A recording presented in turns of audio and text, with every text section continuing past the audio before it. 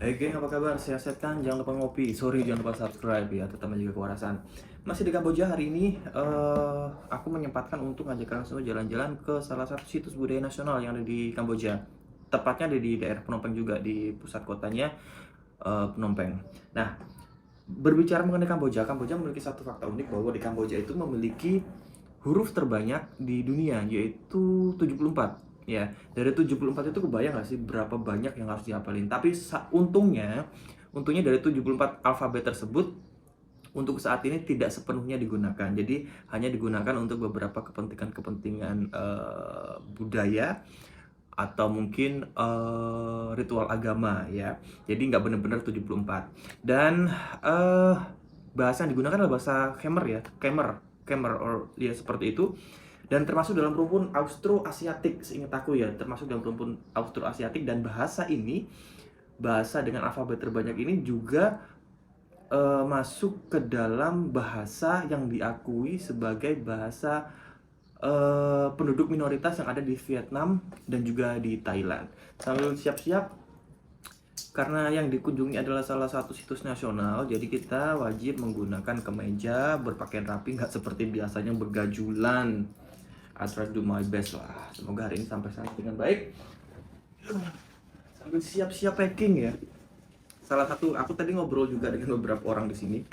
Kalau di Kamboja itu termasuk negara dengan intinya termasuk negara dengan populasi termuda. Kenapa seperti itu? Karena 50 atau 40, 50 sampai dengan 60% warganya berusia di bawah dari 40 tahun. Aku mulai bertanya-tanya dong, kenapa sampai seperti itu? Dan ternyata ada sebuah fakta menarik lagi, bahwa di Kamboja tidak memiliki sebuah habit atau kebiasaan merayakan ulang tahun. Nah, jadi makanya banyak orang-orang tua zaman dulu yang masih hidup sampai sekarang nggak tahu nih kapan dilahirin dan berapa usianya. Mungkin itu yang menyebabkan bangsa ini menjadi bangsa dengan populasi mayoritas termuda. Ya karena yang tua-tua tidak punya kebiasaan untuk merayakan ulang tahun. Oke, lanjut, PTPR udah kelar, kita siapin yang penting-penting aja. Jangan lupa bawa paspor kalau kalian mau kemana-mana, minimal copy scan atau copy file paspor ya.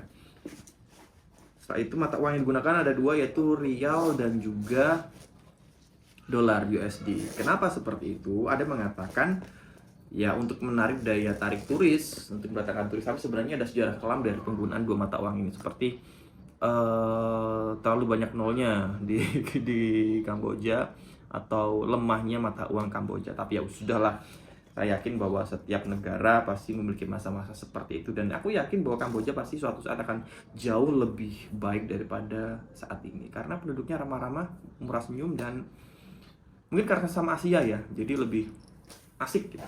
Yuk jalan-jalan. Oke, udah di ayam.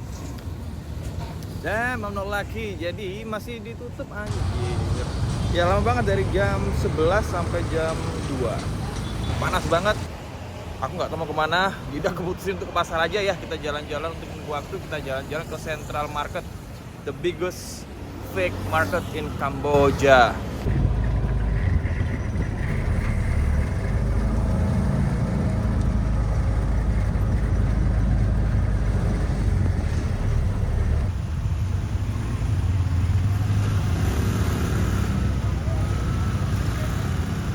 Central Market Kamboja sebenarnya tidak jauh berbeda dari pasar-pasar tradisional pada umumnya di Asia. Malaysia, Singapura, bahkan Indonesia, banyak kita jumpai pasar seperti ini. Pasar akan dibagi menjadi beberapa bagian. Ada pasar kering yang menjual aksesoris, kain, perhiasan imitasi, jam tangan, tas, dan merchandise khas Kamboja.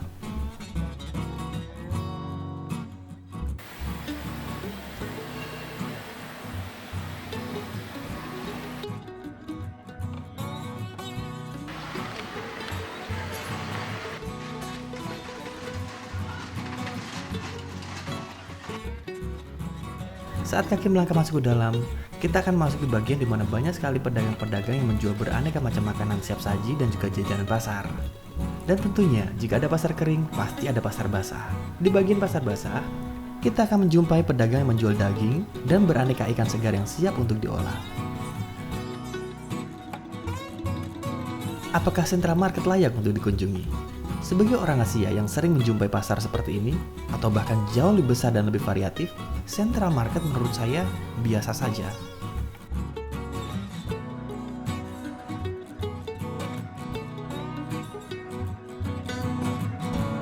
Waktu menunjukkan pukul 13.30, aku pun tidak ingin membuang waktu cukup banyak di sini.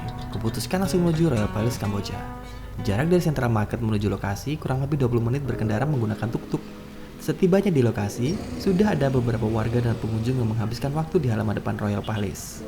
Tentunya, ditemani oleh burung-burung yang bebas berkeliaran, menambah keindahan meski memiliki resiko membawa penyakit. Seperti kita ketahui bahwa kotoran burung mampu menyebabkan bakteri dan virus masuk ke dalam tubuh manusia, terlebih dari udara bebas yang dihirup manusia. Jadi pastikan daya tubuh kamu benar-benar fit saat ingin bermain dengan ratusan burung ini. Tiket masuk menuju Royal Palace sebesar $10. Aku mulai bertanya-tanya, apakah dengan $10 ini setimpal dengan apa yang aku lihat dan pelajari di dalam?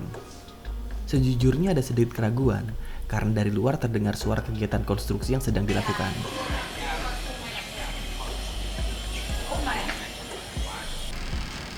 Apakah kegiatan itu mempengaruhi kenyamanan di dalam? Langsung saja aku mencoba untuk membuktikan tanpa pikir panjang. Istana ini awalnya dibangun antara tahun 1866 dan 1870.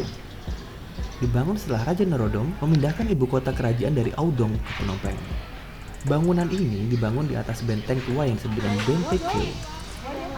Sebenarnya istana ini telah dimodifikasi besar-besaran pada bangunannya dan dilakukan dari waktu ke waktu, bahkan sampai dengan sekarang. Hampir semua bangunan era Raja Norodom telah dihancurkan. Ruang tamu raja pun saat ini ditutup untuk umum. Pada tahun 1960-an atas perintah Ratu Kasamak, pagoda perak dibangun kembali. Akan tetapi, karena struktur tua asli bangunan tersebut telah lemah, maka dibangunlah pagoda perak dengan struktur yang baru. Sedikit kecewa, karena meskipun ini adalah tempat nasional, namun renovasi besar-besaran ini seperti menyamarkan keotentikan dari sejarah. Namun, meski bangunan 90% telah dirubah total, beberapa peninggalan sejarah berupa lukisan, benda-benda, dan arca masih bisa dijumpai di sini. Royal Palace tidak sebesar Royal Palace di negara tetangga, akan tetapi perbaikan dan peremajaan yang dilakukan sampai dengan hari ini semoga bisa menjadi ikon Kamboja lebih baik.